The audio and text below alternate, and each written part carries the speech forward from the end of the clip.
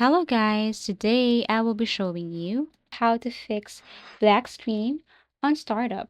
If you find this video helpful, please do like and subscribe. The first method to fix this is just by opening your CMD or command prompt and then follow this. You have to type sfc space slash scan now and then press enter.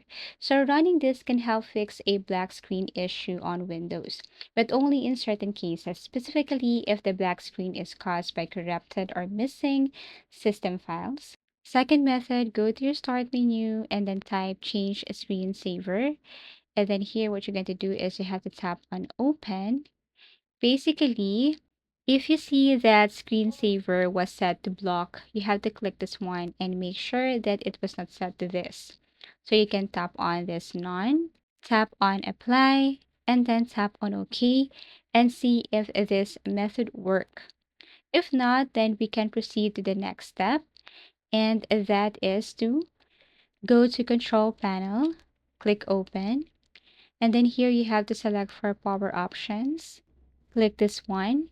Now you have to look for change power settings. So you have to simply look for the power saver and then click this one. Now make sure that both of this was set to never. So tap select never and then tap select never and then tap on save changes. Lastly, go to your start menu and then look for device manager. Now, this time you have to look for your drivers here and see if you're using the latest version. Updating drivers via Device Manager can help fix a black screen on Windows if the cause is driver related. So, all you have to do is to right click and then tap on Update Driver and see if you're using the latest version. So, these are the ways on how to simply fix black screen on startup. Thank you for watching and see you again in our next video tutorials.